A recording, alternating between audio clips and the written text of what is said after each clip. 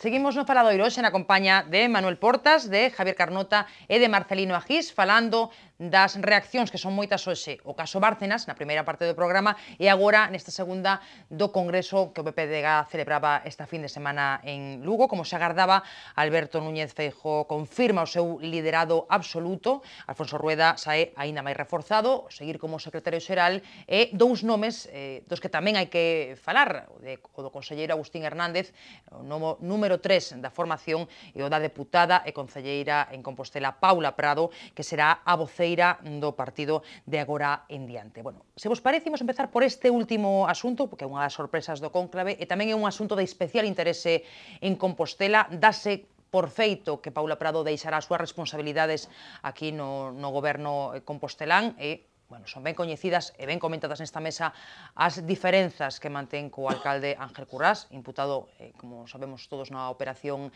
Pokémon. Hoxe falaba precisamente o rexedor deste asunto, deste nomeamento de Paula Prado, a quen dixo que xa felicitou. Dicía que falará con ela esta semana, que falará do seu futuro político, e, bueno, falaba tamén das diferenzas entre os concelleiros populares como algo normal nunha cidade que tamén ten os seus problemas. Escoitamos a Ángel Currás, logo comentamos na mesa. Lo hablaré con ella, repito, ayer hablé por teléfono con ella, precisamente por la tarde, y volveré a hablar esta semana en relación precisamente con aspectos que se refieren al futuro. No, siempre hay tensiones en cualquier grupo que está trabajando, lo dije muchas veces, siempre hay tensiones, y en una ciudad que tiene muchos problemas y que evidentemente pues es una ciudad que tiene una gran proyección no solamente en Galicia, sino en toda España, ¿no? Pois serán as palabras de Ángel Currás. E vos pregunto directamente que vos parece esa decisión de Feijóo de nomear a Paula Prado voceira do PPDG. Dicía Alfonso Rueda que non ten nada que ver ese nomeamento ca situación do goberno local compostelán. E dicía tamén hoxe Xavier Ron, deputado de Alternativa Galega de Esquerda, que Feijóo premia claramente a Paula Prado. Non sei que valoración facedes vos. A ver, Marcelino, cal fai?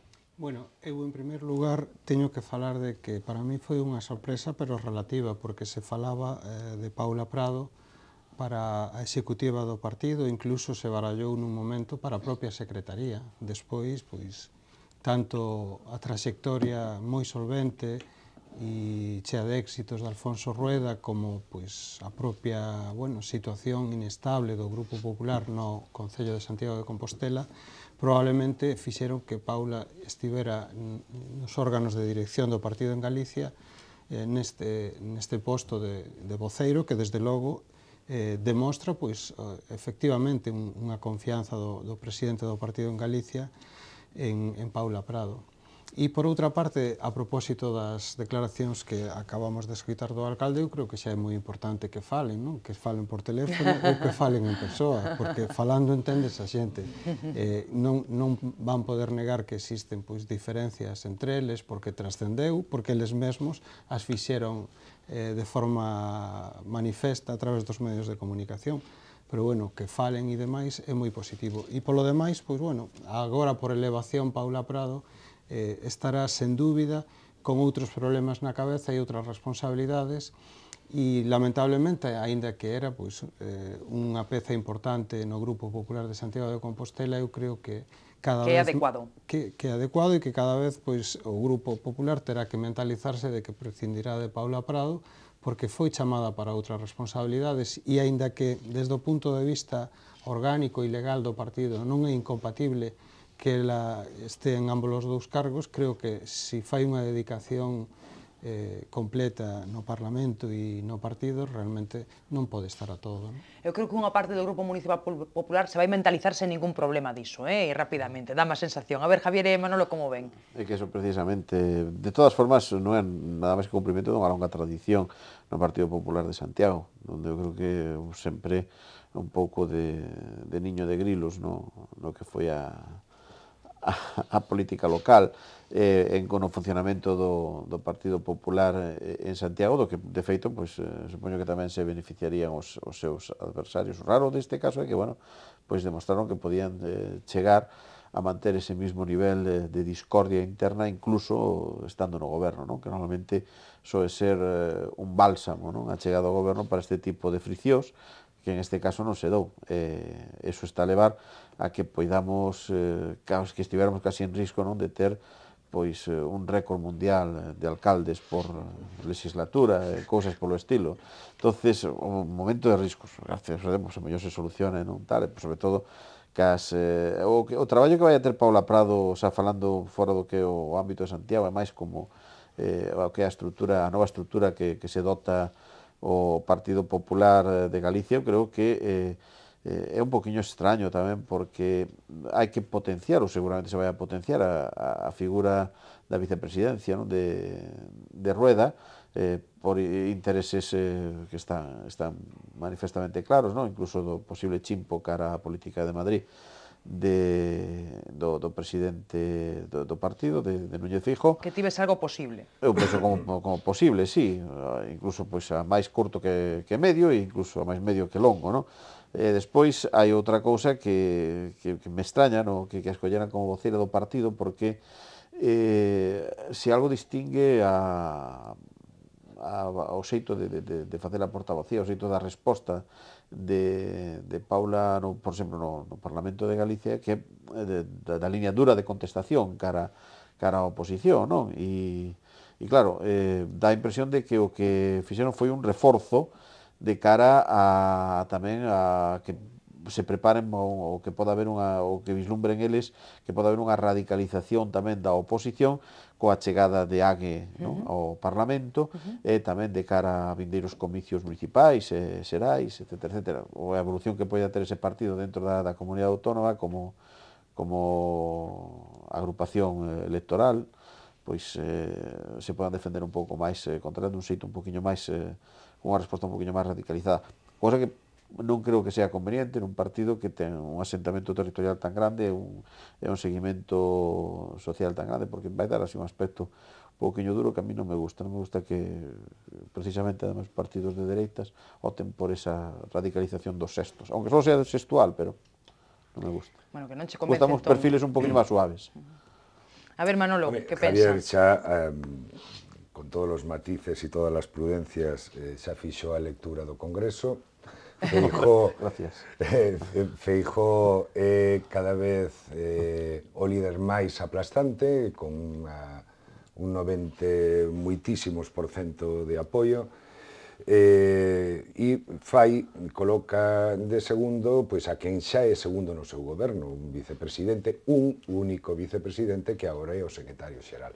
Por tanto, non pasa nada se el ten que facer o grande sacrificio de ir desempeñar outras funcións fora de Galiza, non? Que ti tamén ves como algo posible, como Javier? Sí, eu creo que o nivel de descrédito que ten a figura de Rajoy tan grande que entra dentro do factible. De feito, o Partido Popular nunca improvisou a colocación de Delfíns ante eventualidades que se poden producir, por moito que Dona Esperanza siga clamando e por moito que haxa incluso outros ou outras competidoras que puderan tentalo, non? Eu creo que nese caso Feijóo sería o sustituto oficial dun Rajoy caído en descrédito, no caso de que se dea a situación, non? Por outro lado, a chegada de Paula Prado obviamente é unha corroboración do apoio que xa viña sendo público do Partido Popular, da liña oficial do Partido Popular de Galicia a Paula Prado, incluso en momentos críticos en que había que optar ou contra gusto pois por un candidato diferente á propia Paula Prado, non? Despois, e volvendo para Santiago, oxalá o ambiente irrespirável que hai nestes momentos no Concello de Santiago mude, porque realmente eu creo que o que debe levar a reflexionar a forza política que nestes momentos está exercendo o goberno en Santiago de Compostela é que están aí para gobernar. Que hai tensións, sempre houbo tensións nun goberno, sempre hai tensións porque os cartos non serán moitos e... Ti tamén as viviches, Claro, Manolo? claro, e ademais nunha situación quizá como moito concelleiro en máis Compostela. complicada porque había dúas forzas gobernando e, por tanto, había dúas liñas políticas de interpretar pois en cada caso que era o que había que facer. Pero aí está a arte da política, que é a de chegar a acordos e levar para adiante. E eu creo que un clima tan crispado como que está vivindo hoxe en día no Concello de Santiago non se viviu en ningún goberno bipartito anterior, pero nin por asomo, e eu niso pois estive nos 2 primeiros gobernos de coalición e sinceramente non vin ese ambiente e polo que amizades que manteño, eu fixen amigos tamén en política, amizades que manteño creo que é realmente complicado. E complicado ademais de explicarlo á sociedade, non? Cando tantos son os problemas, cando a situación pola que pasan moitas familias é dramática, pensar que están quizá máis preocupados en tirarse os trastos á cabeza uns aos outros máis que en atender eses problemas, pois, desde logo, desacredita e volvo outra vez, non só ao partido que exerce o goberno, pero sí ao propio exercicio da política, non? A ver, Marcelino, sobre a cuestión sucesoria que non falaras aínda, e sobre isto último tamén que apunta... Sí, vou a comentar, empezar un pouco sobre o aspecto do propio partido e o que supuxo o Congreso, porque de alguna forma o que se escenificou e pudemos comprobar seguir a través dos medios de comunicación é que a aposta de renovación que o partido empezou hai anos, pois se confirmou neste Congreso, se deu paso a persoas novas que de alguna forma coinciden con este espírito do novo Partido Popular de Galicia, pois persoas preparadas. É o caso, por exemplo, de Paula Prado, que é este perfil, persoas máis novas, preparadas, incluso a veces escoitamos decir que persoas pois técnicas, pois sí, reúnen todas esas condicións e ademais pois incorpóranse a un equipo que ten un líder moi sólido, que acaba de ser pois apoiado dunha forma moi importante nas eleccións autonómicas. É dicir, que o partido sigue avanzando e unha das declaracións finais que facían era o desexo de seguir incorporando a xente nova e de seguir renovándose. Eu creo que iso é a clave do éxito de un partido. Claro, o que sucede é que cando un líder dentro dun partido ten moito éxito, a nivel autonómico, pois non é extraño que se fixen nel noutros niveles superiores, neste caso en Madrid. A miña percepción particular é que, por suposto, Rajoy está afrontando unha situación moi dura e, por suposto, está sufrindo un desgaste político e un desgaste electoral.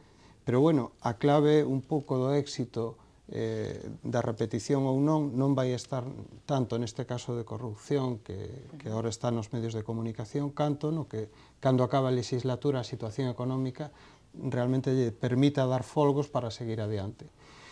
Feijóo, desde logo, sempre estará aí. A diferencia de criterio co que están dicindo eles é que non o vexo no corto plazo. No medio plazo, pois creo que sí, que é unha figura que polo tipo de xestión que está facendo en Galicia e pola súa propia intelixencia política, é fácil que sexa un dos nomes do Partido Popular en España.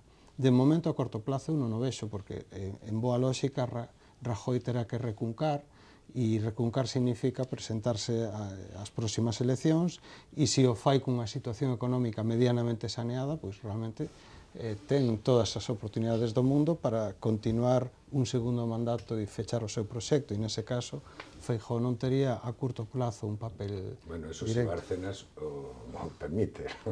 Se Bárcenas, os médicos, os funcionarios, os cidadáns, é dicir, eso é nunha situación de Bárcenas en plan ideal, irónico, pero eu vexo o corto plazo no sentido en que pois non descarto nin adiantos electorais que se podan dar estratégicos, de que en un momento determinado, antes de que se produzca unha curva ascendente na economía, convoquen, etcétera, etcétera, efectivamente, o sea, hai unha serie de fenómenos a ter en contas que, claro, Marcelino nos falaba de a hipótese máis favorable, non, que ao Partido Popular, pero existen outras hipótesis que seguramente tamén terán que barallar e que podan tamén surdir.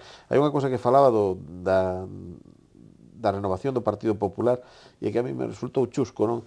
Porque pasa en moitos partidos tamén, é dicir, a incorporación de técnicos, non? É dicir, un ficha un técnico que ese persoaxe, señor ou señora, técnico ou técnica que chega a un goberno e o primeiro que dice, soy política, isto non, é dicir, eu veño aquí pero non, veño ás aguas, veño cambiar as bombillas, veño cambiar as bombillas e tal, non, veño aquí a unha cousa máis tal, non?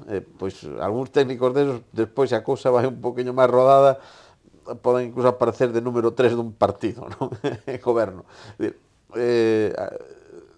Intentemos sacudirnos as hipocrisías antes de coller un cargo público, por favor. Nin ser político é malo, que eu creo que non o é, precisamente, nin achegarse á política en vía dunha destacada carreira profesional debera ser malo. Así que non sexamos hipócritas porque estamos dando a entender a xente unhas cousas que despois non ten nada que ver con a realidade. En mí podes vos fiar porque son o que cambia bombillas, pero claro, outro non. Como se fora malo ter un perfil político, non? Quizás a miña interpretación é distinta con respecto ao que eles falaban, porque eu estou completamente convencido do que antes dixen, da honestidade de Rajoy, e neste sentido creo que foi el xustamente o que terminou con determinadas inercias no Partido Popular que agora están saindo a luz. Claro, Rajoy témolo visto en moitos temas, non é unha persoa de tomar decisións radicais da noite para a mañán, sino que toma o tempo, estudia as persoas. E claro, eu non dubido que houvese unha certa convivencia temporal, pero de que Rajoy non tivo vamos, o seu estilo con sentir sobresoldos, sobres, diñeiro negro, vamos, deso eu non teño ningunha dúbida, non tanto porque teña coñecemento persoal, canto polo que ao longo do que xa é unha longuísima carreira en política, lle fomos vendo a Mariano Rajoy, non? É unha persona que non... Pero o fácil sería ahora decir que, aproveitando que nos contraposa todo eso, a arrogarnos incluso esas acusacións, que de outro xeito, ademais, non se produciron. Pero como presidente do goberno, terá que someterse tamén ao que digan os seus asesores, moi probablemente, nun momento determinado, se vai ter que ver, a mellor, nesa xogada, decir, incluso por interés do propio país, pode ter que, a mellor, someterse a unhas eleccións anticipadas e incluso nun momento determinado a súa propia organización política pode decidir que despois de terse asumido o desgaste todo para unha nova etapa faga falta outro personaje. É dicir, son cousas que parece que tamén se barallan e que incluso, home, eu creo que hasta se alimentan en determinados entornos do propio Feijóo. Pois, a mellor non somos máis cercanos, pero si en círculos concéntricos non nos vamos ao 10º círculo, sino que na proximidade da propia presidencia do Partido Popular se alenta a figura dun Feijóo que pode ser promocionable, non? Eu diría que unhas eleccións anticipadas a cidadanía non as entendería, porque o Partido Popular conta cunha maioría absoluta tan importante que neste momento disolver as cámaras e convocar eleccións sería admitir un fracaso. E eu creo que non vai admitir o fracaso. Non o vai admitir porque que se produza. Vamos a ver, solo por terminar o que decía. Eu creo que o que está vivindo nestos momentos o Goberno de España, Mariano Rajoy e todo o equipo que ten, son as dificultades obxectivas de sacar o país adiante cando as circunstancias son tremendas desde o punto de vista económico, non? Agora ben, el apostou por un proxecto de acabar a legislatura e probablemente de cumplir 2 legislaturas, estar aí un tempo suficiente para que ese proxecto no que creía para sacar o país a flote funcionase. Se adianta as eleccións é que realmente é admitir que fracasou. E eu penso que non o vai admitir porque sigo vendo que teñen realmente confianza en poder chegar hasta o final, non? En sacar adiante o país, que en definitiva... Eu creo que desde o punto de vista formal, democráticamente, ninguén lle pode discutir as aritméticas do número de diputados que ten nestes momentos o Partido Popular e que respaldan o goberno de Rajoy. Ahora, tamén é certo que o que está facendo o señor Rajoy non é tampouco o que propuxo en campaña. Non se vai tocar a sanidade, tocas a sanidade. Non se vai tocar a educación básica, fundamental, en períodos de crise, e miramos o que está pasando. O señor Gallardón, que se está lucindo, non só cando empezou a falar de determinados temas de liberdades individuais, como pode ser o do aborto, sino que ademais consigue, ten o grande mérito de conseguir que todo o mundo, todos os sectores da xustiza estexan enfrentados. E podíamos continuar o que está acontecendo cos servizos sociais, e agora mesmo hai unha noticia tremenda, dramática, e é que o goberno deixa de apoiar as corporacións locais en materia de servizos sociais.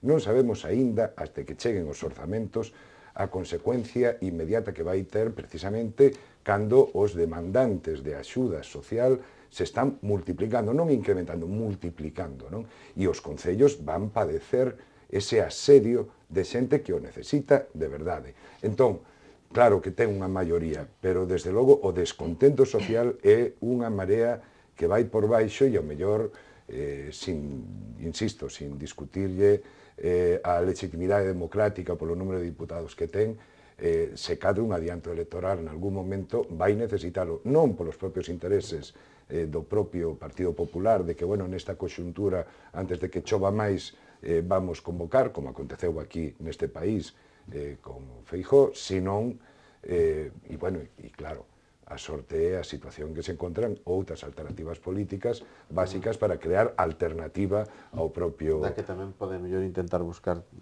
proveito, é dicir, porque pódense dar Todos moi breves que circunstancias. estamos pechando un faradoiro, eh? Sí, sí, Javier.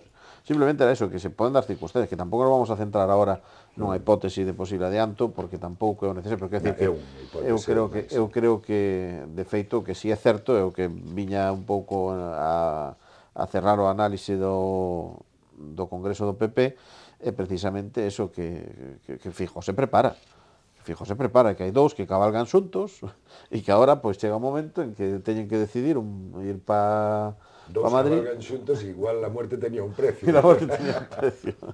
Entonces, pues va a ter que pues eso, buscar un pouco unha solución para que un quedarse co territorio aquí e o outro pues buscar fortuna en Madrid. E é legítimo, absolutamente legítimo, claro, legítimo, absolutamente legítimo. A ver, que pechamos, Marcelino? Sí, pois eu insisto no que decía, é un partido nestes momentos que ten a responsabilidade de goberno en España e en moitos outros niveles do Estado, pero por falar do goberno de España, están acometendo reformas moi importantes, teñen de certo problemas para comunicar algunhas das súas políticas e tiveron tamén, como decía Manolo, que eu eso non vou negar, que cambiar aspectos importantes do seu programa electoral que xustifican de acordo á situación que atoparon. E en todo caso, o que se debería facer calquer goberno é intentar baixar o nivel de tensión, polo menos dialéctica e de distorsión que provocan ás veces os propios membros do Consello de Ministros coas súas declaracións, non? Pero, bueno, en todo caso, eu creo que é un papel difícil o do goberno nesta situación e nesta legislatura. Con todo, creo que o saldo, se a situación económica mellora, vai ser favorable para Mariano Rajoy, o que envexo como unha persona que está pilotando unha nave no medio dunha tormenta, non? Eu creo que a tormenta amainará e que el querrá volver a iniciar unha nova singladura, desde logo. Eu creo que a Manolo e a Javier lles gustaría tamén poder seguir en tertulia, pero témolo que deixar, así que será despois xa sen cámaras. Bueno, deixámoslo aquí. Moitísimas grazas a Marcelino, a Javier e a Manolo, grazas aos tres por acudir a nosa chamada, como sempre. A todos, grazas por seguirnos un día máis. Volvemos mañá, mesma hora, mesmo sitio. Seguimos analizando a actualidade.